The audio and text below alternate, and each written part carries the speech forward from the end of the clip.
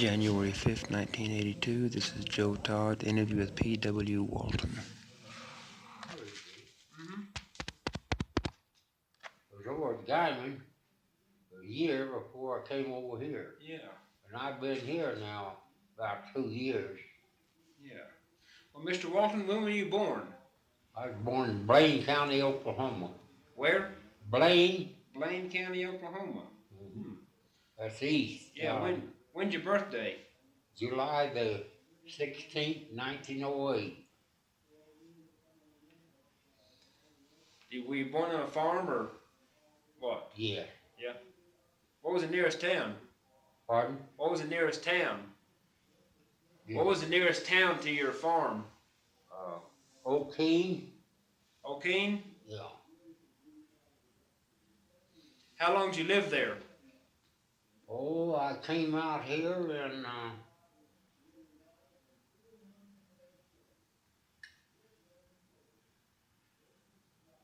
covered wagon. Took us 2 weeks to get out here. I believe I was over 9 years old. From Blane County, Oklahoma.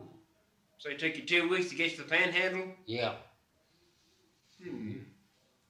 That's about, then by wagon is, I imagine it's about 400 or 500 miles. But now it's only about 350, 75 miles. Mm-hmm. Way they got the road, you know. Yeah. Do you remember anything about your farm there in Blane County?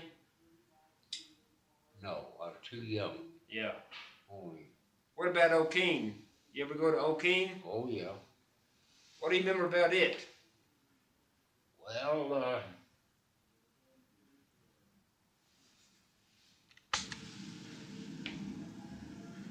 I can't really tell you I remember anything about it at all. Yeah. What about the wagon trip? You remember that? Yeah, a little bit.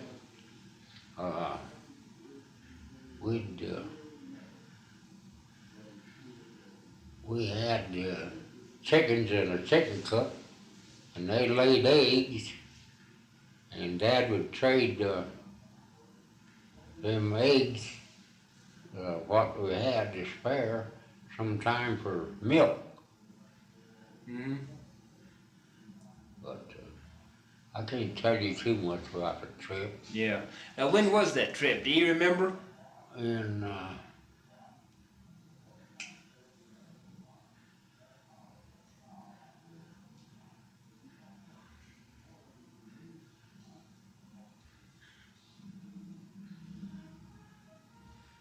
well,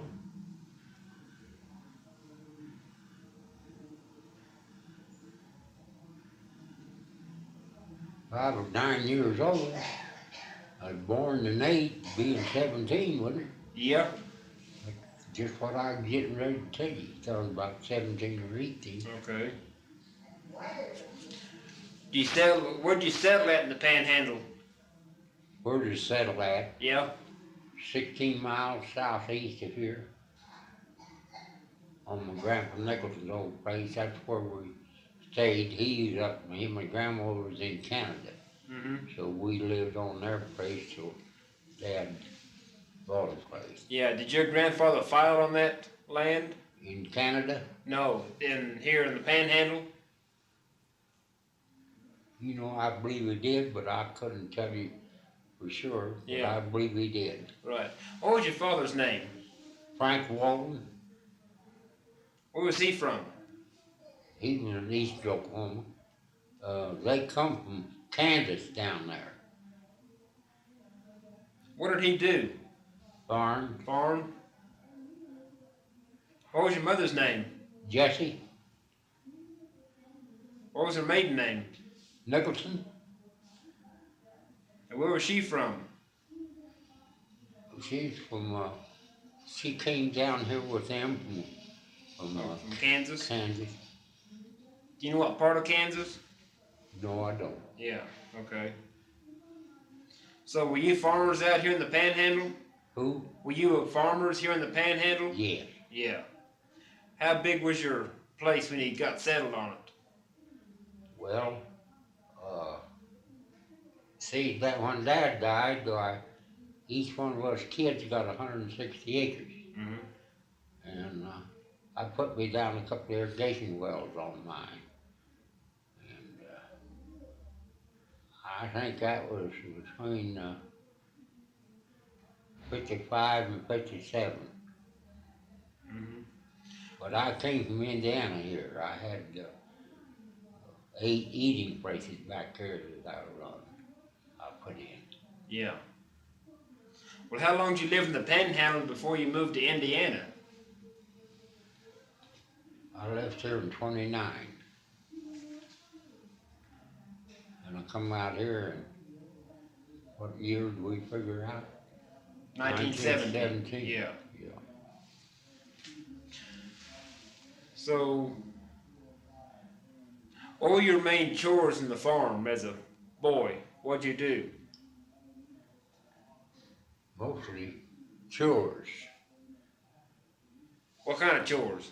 Feeding hogs, milking cows, helping mother with the garden. That is till I got grown where I could work on the farm. Did you have cattle? I didn't, Dad did. Mm-hmm. Did you help him with the cattle? Yeah. What kind of cattle did you have? Well, I think they call them these red pole. Mm-hmm. Let me see. How many brothers and sisters do you have? Well, there was 10 of us kids, but 2 of them deceased. And you say each of you got 160 acres Yeah. when your father died. Yeah. When was that?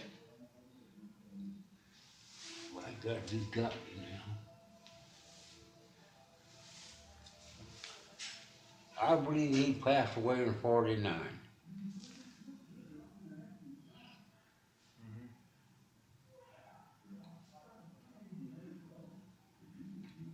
Now, you just work on your father's farm up until 29 when you moved to Indiana? Yes. Mm-hmm. You go to school here? Pardon? Did you go to school here? I went to first year of high school here in Boise City. Where'd you go to elementary school? To the 8th grade. Yeah? They call it the Union Chapel. Where's that? That's out 16 miles southeast here, down by home. Mm-hmm. When'd you go to high school? Well,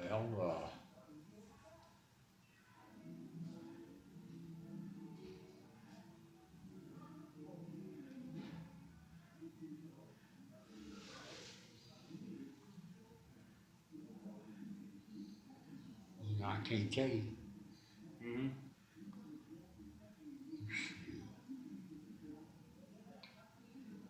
I drove that year and I hauled full-size ore and 2 hogs of drugs.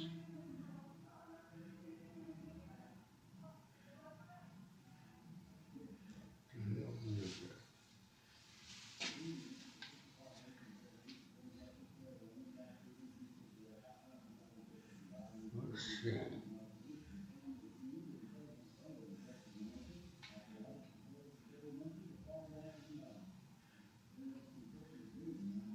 I'm trying to figure out what model car I drove. Of course, it wasn't mine, it was Dad's. But I hauled 3 passengers.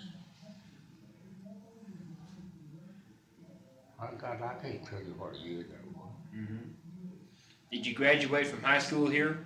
Pardon? Did you graduate from high school here? I went 1 year. Yeah. What was the town of Boise like at that time? Pardon? What did the town of Boise look like at that time? Who? Yeah, the town here. Well, How big was it?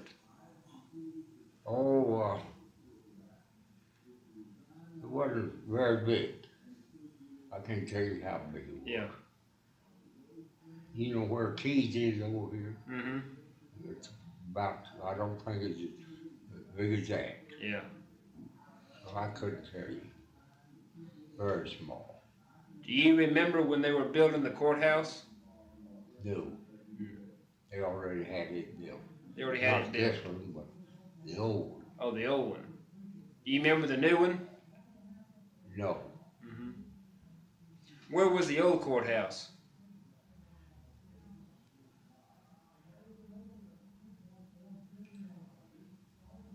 I can't tell you. Around that square someplace. Mm-hmm. So where'd you move to in Indiana? Indianapolis. Indianapolis. What'd you do there? I worked for a sandwich place in the White Castle. They only sold White Castle Yeah. system. How come you moved to Indiana? I had a sister back there, and her husband was a superintendent of the school. Yeah. He taught here 1 year. Mm-hmm. What was his name? Joe R. Crawl, C-R-A-W? C-R-A-W. He's deceased now. Yeah.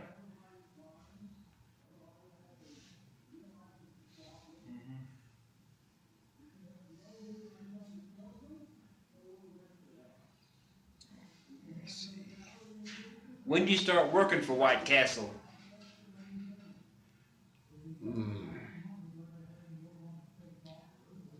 1929. 29. Did you work for them through the Depression? In the No, 30s? I just worked 22 months for them.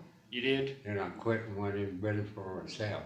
What kind of business did you have? Same sandwich business. What was the name of it? Main Grill. Main Grill? No, well, that was one I had out in Speedway with the racetrack out back there. I had, I call it the Airliner. Airliner. Airliner sandwich shop. Mark out that Main Grill. Mm-hmm. Did you have these through the Depression? What? Did you work these through the Depression, the 30s? No, I worked for White Castle, 29, went to work for them in February, and I worked for them 2 months, or 22 months. Mm-hmm. Then I quit and went in business for myself when I thought I was dead. That was about 1931? Yes. How bad was the Depression in Indianapolis? Bad. How did it affect you? Same way. Same way? Yeah. Just couldn't keep my doors open. How long did you have the airliner? Till 60, sold the last one in 62. So you kept them all open during the Depression? Yeah. Yeah. Mm-hmm. How did the Depression affect Indianapolis as a whole? Well, it's just people out of work and waiting in the soap in the soup line, like anybody's else, I guess. Yeah. What part of town did you live in? What part of that? What part of town did you live in Indianapolis? The eastern part, east part. Mm-hmm.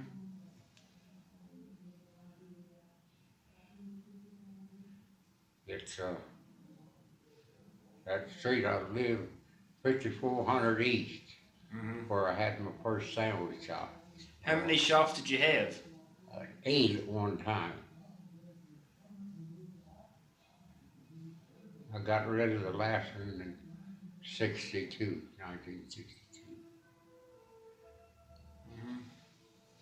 I sold one of them for $32,000. The last one I sold. Yeah. When did you move back out here?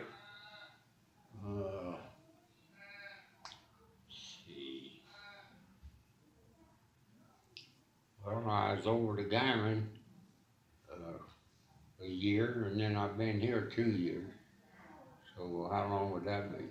Oh, in about 1979, 1980, Let's see, this is 83. 82, This 83 now. 83. Yeah.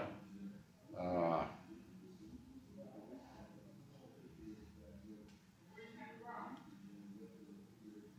well, I've been back here 3 years. Yeah.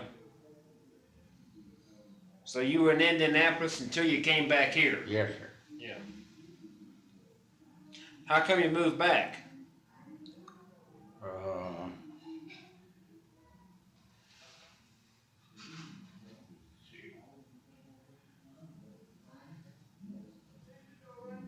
My folks all live here, and I didn't have anything to keep me back here. Mm-hmm. Did you get married? Yeah, When did you get married? in 1930, What was your wife's name? Mary Frances.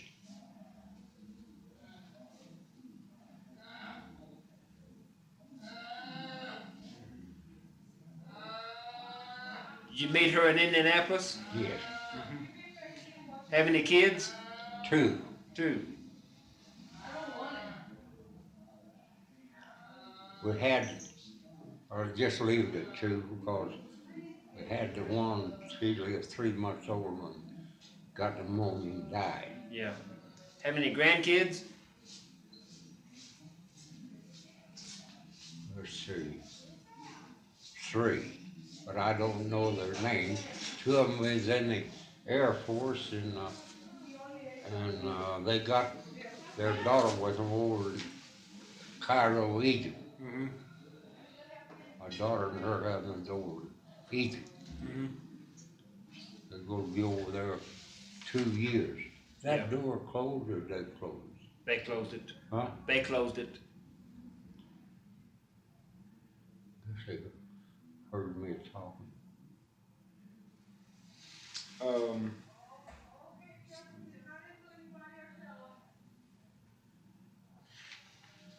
Can you tell me more about the ranch life in the Panhandle when you were out here as a boy? What was your average day like? What time you'd get up and what would you do? When when I was farmer, Yeah? farmer, When you first came out here? before I came out here. No, when you first came out here in 1917? You know, in those days? What was your average day like? What time would you get up? Oh, 4 o'clock, not build a fire and a heating stove and go back to bed, and then when it got hot, my mother would get up and my 2 daughters, or 2 sisters in, and they would get breakfast, and then I'd get up and eat breakfast, and then we'd go out and do the chores. What was the first chore you did? First chore, milk cows. How many cows you have? Well, we milk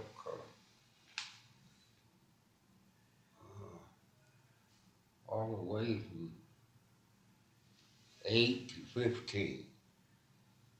Mm-hmm. But anyhow, I'd say we'd average milking 8 cows at a time. We'd sell our cream and 20 gallons a week, and we'd get $1 a gallon for the cream, and that's what we lived on, bought our groceries. Mm-hmm. And that was when they're driving, to school. Yeah. And that cream bought her, well, kept her car going. Mm-hmm. What other chores did you have? What other chores?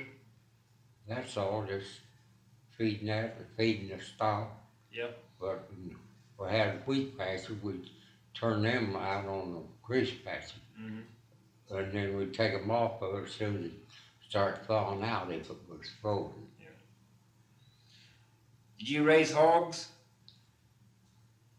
Yes, Did you butcher them? yes. What time of year did you butcher? Well, we sawed them down in brown, it didn't make any difference any time. Most times in the winter time. How'd you kill the hogs? Shoot them. We'd hit them in the head once in a while with a hammer. I Then, remember one time, Dad and my uncle shot one in the head and it looked like a goddamn piece of meat that'd been cleavered. You just shot his head all to hell. They finally hit him in the head with a hammer. I don't know why they did. There's a certain phrase you get a hog this right in the head, and the hell he just over like that. But by God, I don't know why they just never could get that right spot. And his head just looked like a goddamn piece of steak, all beat up. Damn. They ended up like I'd kill him with an axe. I will forget that. did you cure your own meat? Yes. How'd you cure your meat? Salt it down in brine. Just put table salt, ordinary salt, on it and rub it in good and then put it in a barrel out north side of the house so the sun couldn't hit it. And then Mother, when she cooked it, she'd have to slice that meat and boil it in hot water to get that damn salt out of it before she could, then she'd fry it in a regular skillet. Boy, that's pretty rough living though.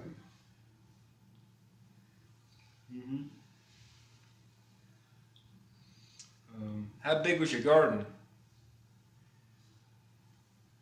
Oh, I don't know. About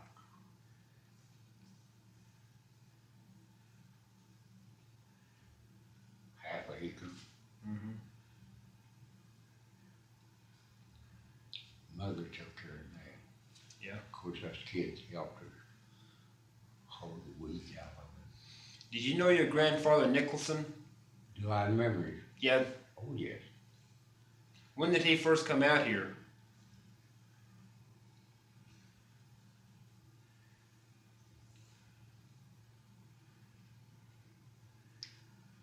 I don't know. He filed on his quarter of land, and I couldn't tell you. It was for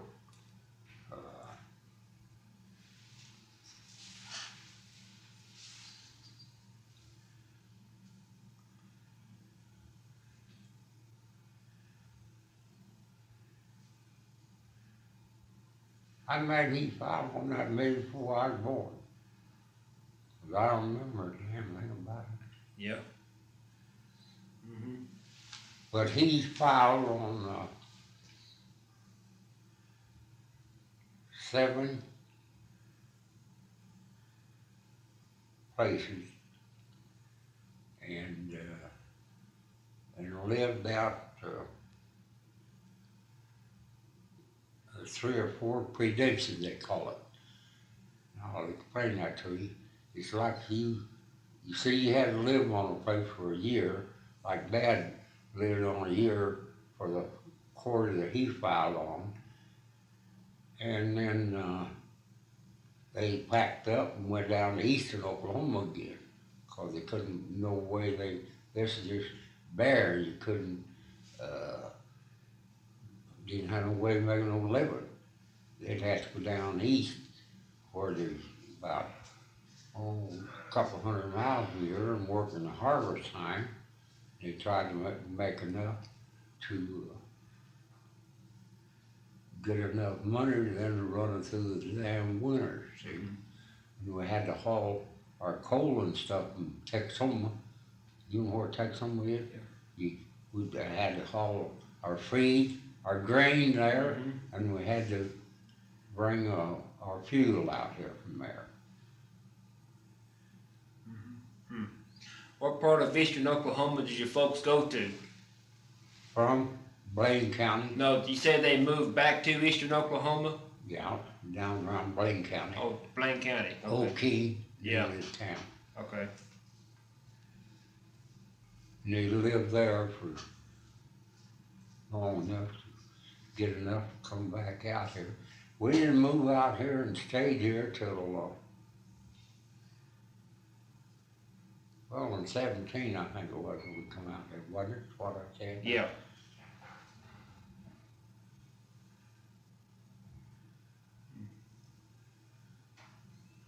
Let me see. Who are some of the prominent people you remember in Boise City? Who was what? Some of the prominent people you remember in Boise City? Well, what if they ain't here still now? Well, Go down, run a go down store or dry goods store. Known him. Roy Go Down. where was the store? It was on the southeast corner of the square.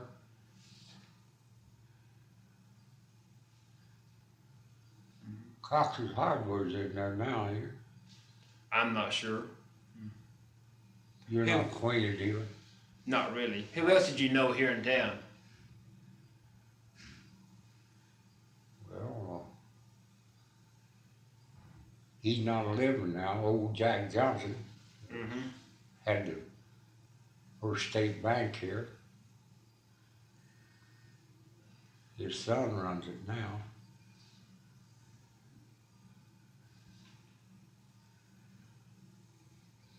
Did you know Boss Neff? Who? Boss Neff?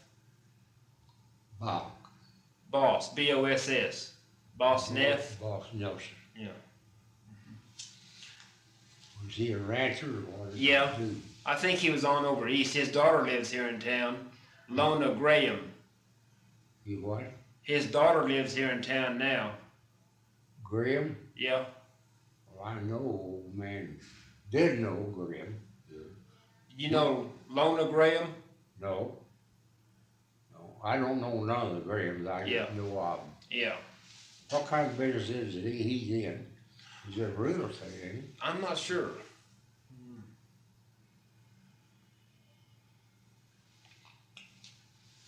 Let me see.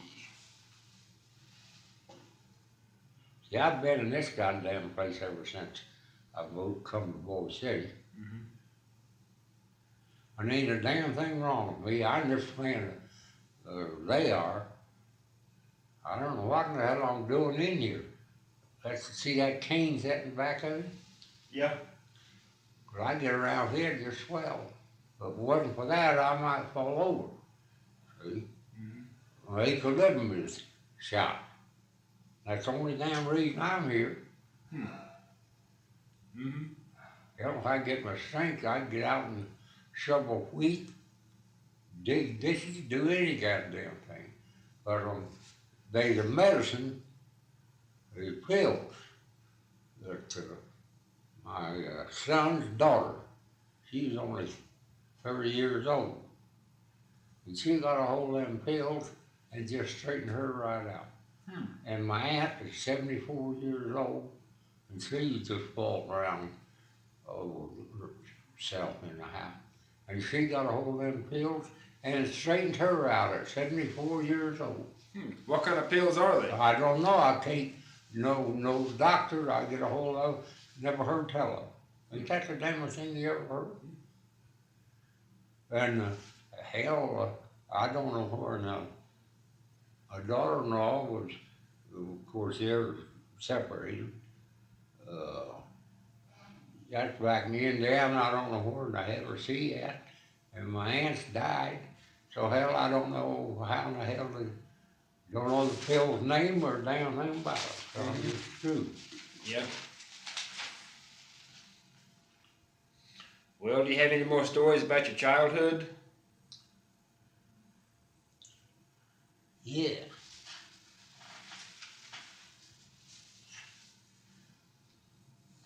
What'd you do there? Horse went into the fence with me, tore down 2 posts, 11 feet apart, so you know damn well he run down that barbed wire. He just new barbed wire. And tore up your shin pretty good. Yeah, I sure did.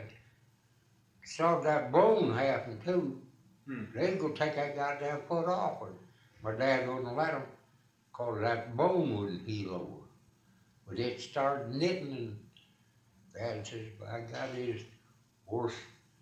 Leave me going. I was in the hospital 6 months, and I was on crutches then for about a year. I can raise that foot down with this leader back here. See? And I can raise it up that far. Yeah. But that's as far as I can go.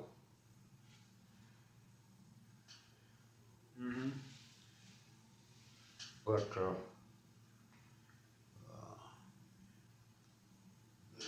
my brother and sister, they always had dates on Sunday night. Yeah.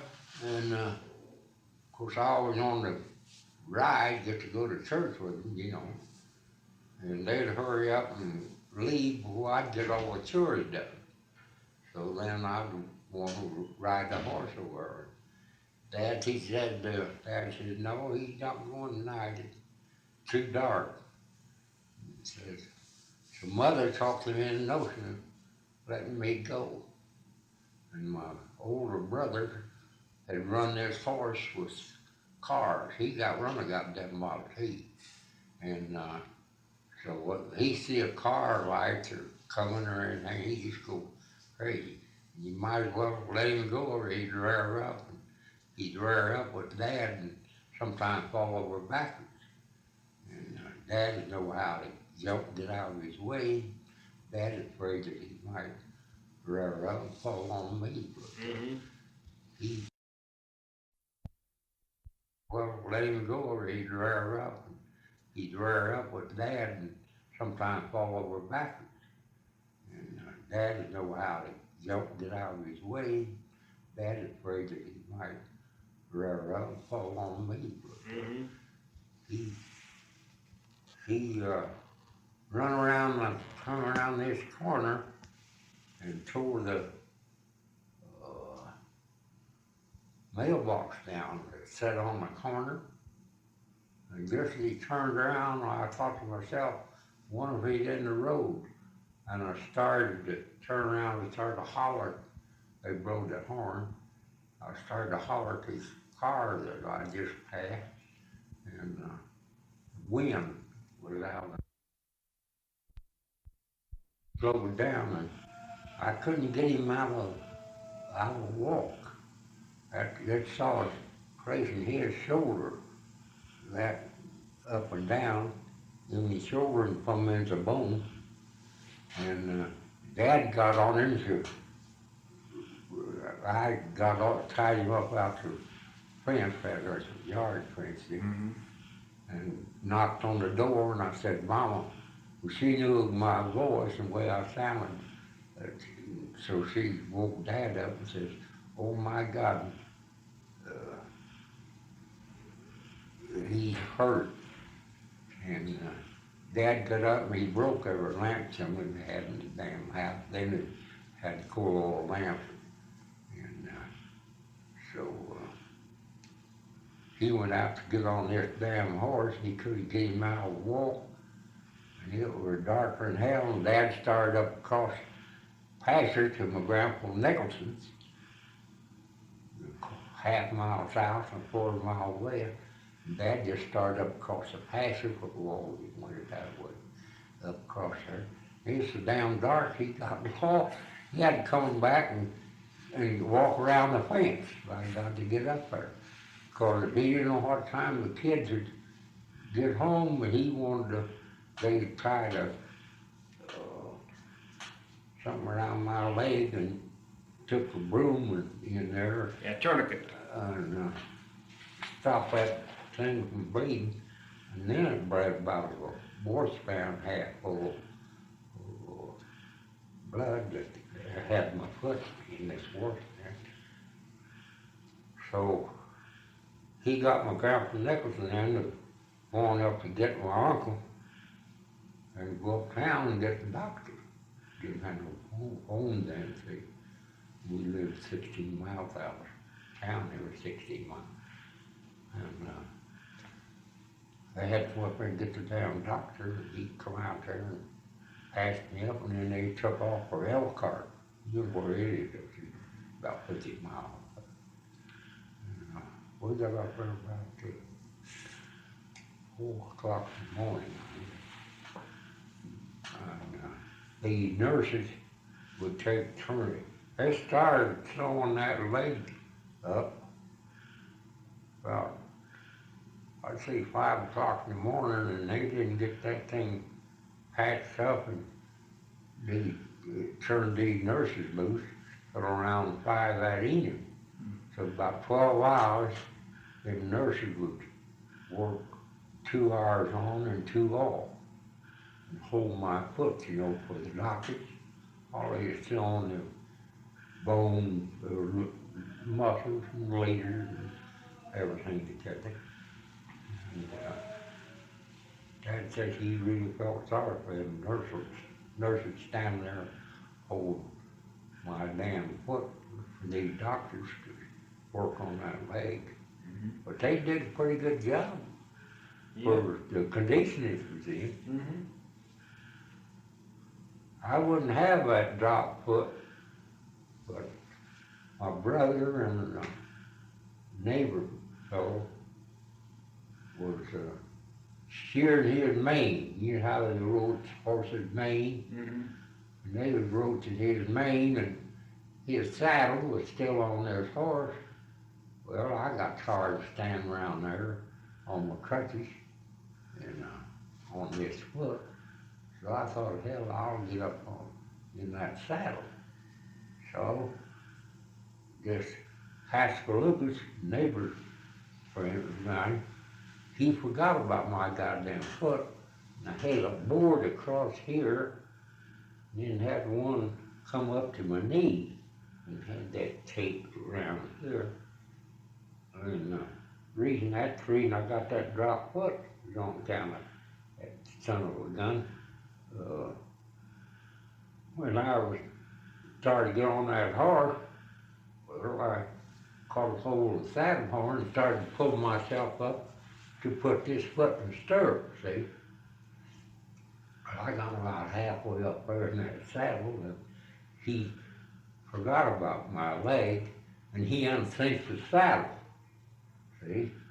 So it turned with me, and I fell down on this leg and broke this board around this here, and then I notched in this one, it come up here to hold that foot up like that, see?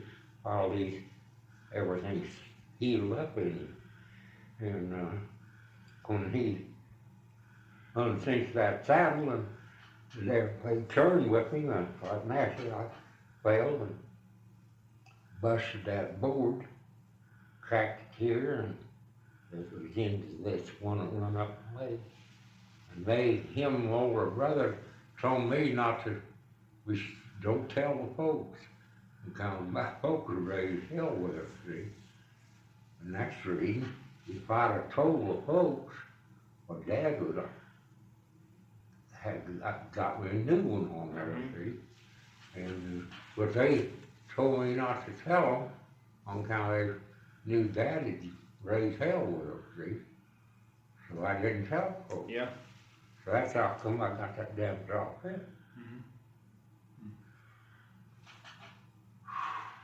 Well, let me see. What else you want to talk about? Well, God, damn fine though. Well, we had a pretty good interview, I think.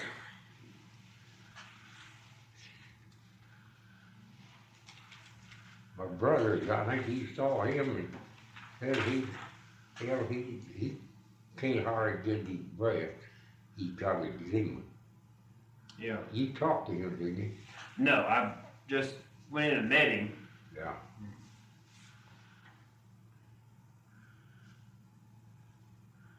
That old eczema is about to get him. Yeah.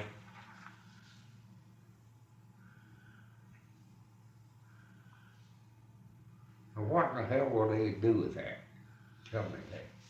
This is going to the Oklahoma Historical Society for historical research, for people doing research in different areas, and this will go in with the Panhandle. I see. Well, they much information.